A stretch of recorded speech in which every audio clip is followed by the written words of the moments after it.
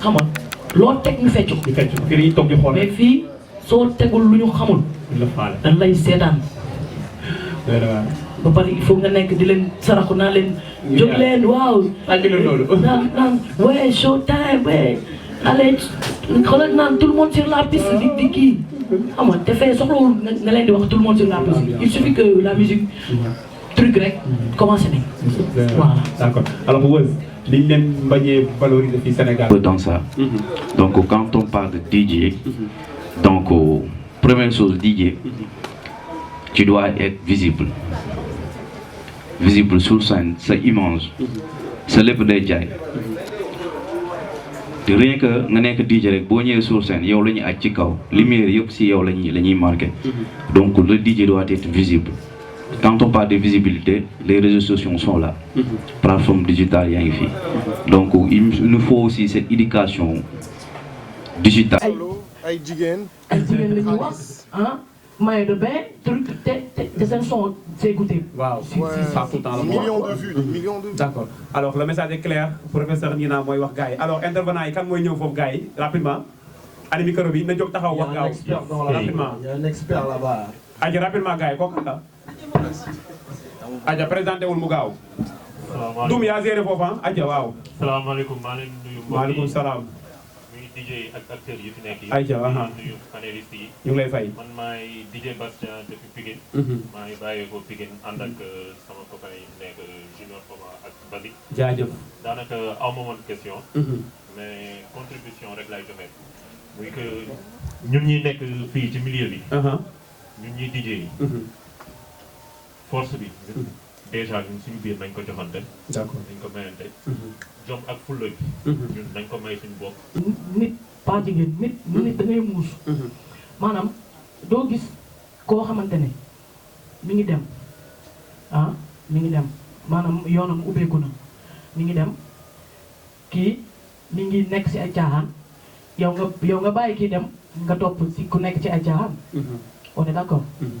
maanaam gis nga kii mi ngi dem nga topp ci ginnaaw nga def nga jël li baax ci moom nga kii ni inculquer ko sa bopp.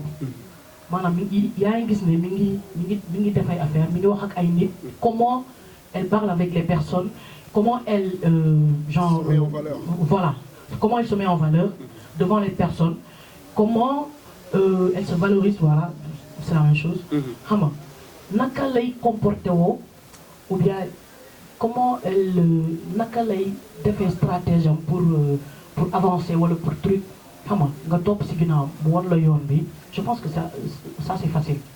xam nga parce que xam naa ne nit ku dugg ci benn affaire rek avancement ngay wër. bien sûr voilà merci beaucoup le message est clair rapidement dernier intervenant nag na bokk ci les acteurs culturels de Kër Massar na nekk membre Dembo ak man c'est bon mais fii laay tëjee nag.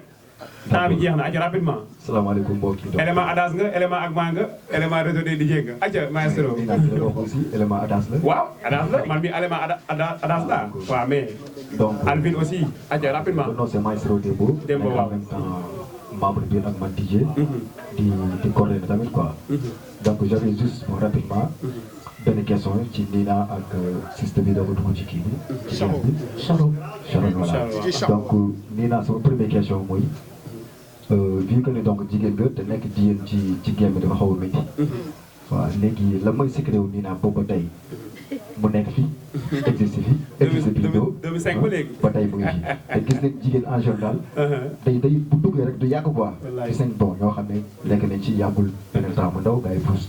mais moom la ma ko fi téye ba tey la mooy secret. d'accord beneen question moom mooy pour suñu sister bi Charol. tey donc elle est nouvelle ci game bi. est-ce que donc am na déjà présent. problème avancé quoi ñu xam. est-ce que tu as déjà des problèmes ci game bi. d'accord c'est juste ça. d'accord allez rapidement. waaw man sama secret man loolu de nekkatul secret bi parce que ñëpp ko xam. nee na doon nga dëgër bopp nee na dafa dëgër bopp ah Dembo nee na doon nga dëgër bopp ñu buus la nga bañ ñu dóor la nga bañ ñii naa lan la. loolu nekkatul secret. xam nga en fait j'avais déjà l'amour donc lépp amul la. xam nga lépp amour la lépp te xam nga amour moom mooy def loo nit lu ne. donc je pense que le secret c'est ça hein. day nelaw rek. sa fit la jël instant dama jël sa fit lu ko neex lay def. ma yàq de. non da ngay bëgg train ba sonn. day nelaw rek. day nelaw rek. waaw mooy loolu. te yaa waroon nelaw yow yaa waroon nelaw. te yow nelawoo. non man mënuma nelaw moom parce que kuy jàng du nelaw. kon baax na. mais moom mi lay jàngal pour nga am di wax si genre. caméra micro c'est la télé. première fois may wax. maa leen ci sant. merci beaucoup di ñaan yàlla aussi ngeen di def genre programme yu mel nii. pour ñu gën a mën a exprimer wu. di wax ne daal. tapé di sax alors rapidement yan étape yi ngeen jëm à part ak ma comme sànq yaa ngi koy wax ngeen dem Pikine pas mal de localités après ak sa mot de la fin aussi. Donc on est sur 4 dates.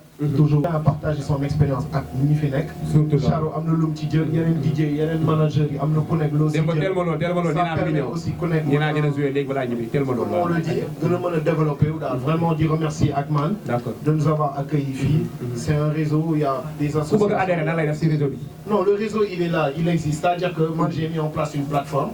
Nga nekk membre d'association wala ngay individuel, on est là, on partage le même état d'esprit. Il y a des idées qui viennent, on les matérialise, on en parle. Ceux qui sont partants, sachant que dina leen impacter, dina créer si ñoom benn évolution, ils adhèrent et on se balade. Pour nga joxe sa numéro aussi en direct pour ñu intéresser wu aussi pour bëgg a bokk ci événement. On est là s'il y a des partenaires et tout, on vous surtout des attend. partenaires. Parce que vraiment le Ndogou Scratch, le Ndogou des DJ, c'est 8e édition là. Donc on l'a toujours fait sans partenaire, mais on souhaite aussi que tu es 8e édition bi mu am ay partenaires. Jean-Pierre Faye dina ñëw ak ndox mi inchallah. 78 102 23 07. Répète. 78 102 23 07. D'accord. Voilà. Donc mu ngi noonu. Non, instant bi c'est le Ramadan. C'est le Ramadan. Merci à Merci Akman. beaucoup. Merci à tous qui sont là. Merci DJ. Nous avoir prêté l'oreille. Jaajëf. Et que la fête soit belle. Jaajëf. Que ça continue nice. Merci.